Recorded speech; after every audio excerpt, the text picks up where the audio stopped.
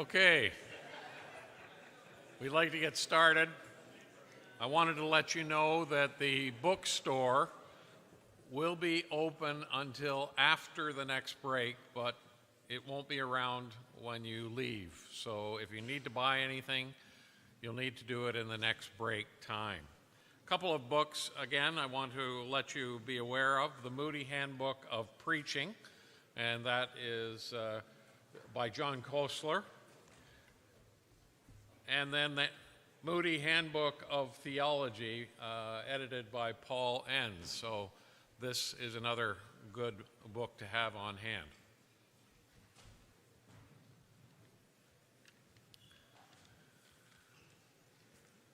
Dr. Neely will be coming forward now to give his second message on preaching, the moving power of story.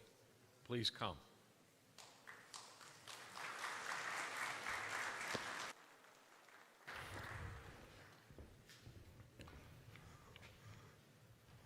Thank you.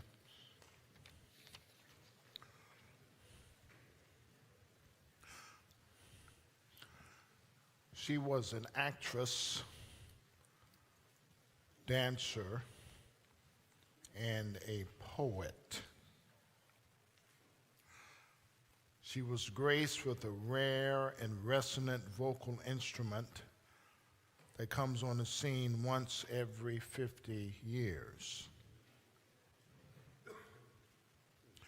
Shortly after her death, a journalist wrote an article about her, celebrating her life and her achievements.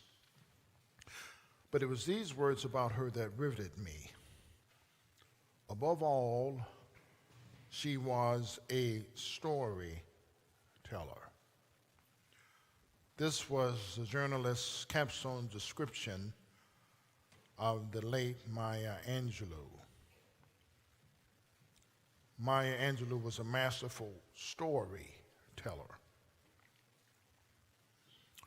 In her telling memoir, I Know Why the Caged Bird Sings, she poured the content of her remembrances into the form and shape of a powerful, memorable, and eloquent story. She understood story's mysterious power to penetrate the hearts and minds of people. She understood that naked truth, dressed up in plot, character, setting, and dialogue, has the ability to walk through the protective walls of a person's inner world and shape them, teach them, sustain them, inspire them, put survival strength in them, and give birth to hope and dreams within them. This insight is old as Nathan the prophet. When charged by YHWH to confront King David about his sins of sexual abuse and murder, Nathan does not confront the king directly. Instead, he told David a story that penetrated David's heart before his defenses could go up. Wisely, Nathan allowed the story to do its work before he directly confronted David and declared to him, "You are the man." Through this means, David is confronted, corrected, brought to confession, and is forgiven. 2 Samuel chapter 12, verses 1 through 7 is a great example of the redemptive power of story. At this point, it may be wise for me to clarify what I mean by story. A story is not merely a recounting of events in temporal sequence. For example, the king died and then the queen died is a recounting of an event, but it is not a story. The king died, and then the king died, and then the queen died of grief is a story because the time sequence is preserved and the causal link between the clauses gives the chronological sequence a plot. All stories have plot, but the plot shape will vary from story to story and will not necessarily involve the resolution of tension. The book of Jonah is a case in point. The book ends without the tension being resolved. Still, irrespective of a story's compositional patterns, plot understood as the meaningful and causal sequence of events is a defining feature of all stories. Story is powerful, and it is naive to disparage and downplay story as a force for good or evil. In fact, I have the distinct impression that God has wired people for story. Story has mystique and drawing power that touches people at profound psychological, emotional, imaginative, and spiritual places. Several years ago, I was one of the speakers at a pastor's conference on the island of St. Vincent in the Caribbean. We had just finished lunch. It was hot. Frankly, I felt like taking a good afternoon nap, but we had another session, and I dreaded the fact that I would be subjected to a sermon right after lunch in the sweltering heat. There was no air conditioning in the room where we were meeting. The courageous preacher started and droned on for what seemed like an eternity. I fought with all of my might to keep drowsiness and sleep at bay. Then the sermon went into cardiac arrest and flatlined.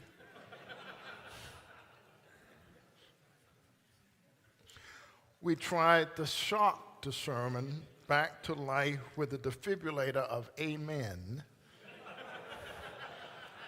Say it, brother, and preach it. To no avail. The only course of action left was to call it, pronounce the sermon dead, and issue a homiletical death certificate. Then all of a sudden, there was a sermonic heartbeat. The preacher started telling a story, and to my utter surprise and amazement, my drowsiness lifted like fog. It seems as if the sun came out. The homiletical sky was blue.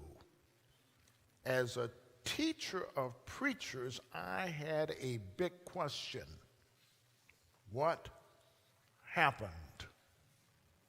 What is it about story that has the kind of power to impact me at the level of my biochemistry, causing my drowsiness to dissipate? I believe that God has wired us for story. Since the dawn of human history, story has been the primary means of shaping upcoming generations' internalized principles and values. Distinguish heroes and heroines from villains and culprits.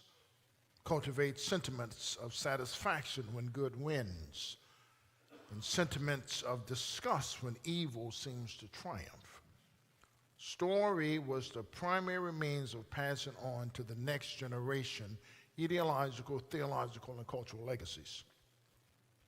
As I reflect on my own life, it was when my mother told me biblical stories that the fear of God was inculcated in me.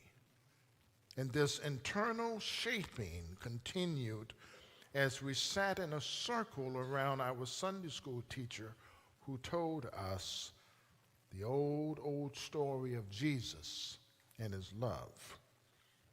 But there was another storytelling medium that shaped my life.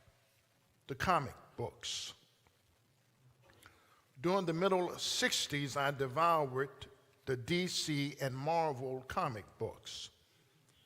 my reading of the stories of the Avengers, the Black Panther, the Fantastic Four, the Incredible Hulk, Spider-Man, Superman, and Wonder Woman reinforced the values of right and wrong that I learned at home before I knew anything about the molding power of story, the comic book tales with the pictures, the dialogue, and scenes demarcated with boxes shaped the contours of my cognitive and affective worldview and deeply impacted my imagination before I had the academic competencies to realize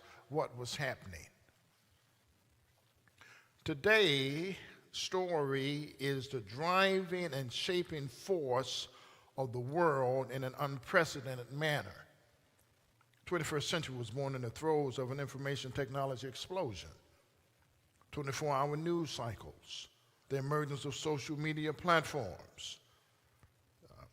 Through the technological means at our disposal today, we receive stories from every corner of the globe, and with the click, send stories to the remotest part of the earth, shaping opinions, making some people glad and others mad, fueling revolutions and toppling governments.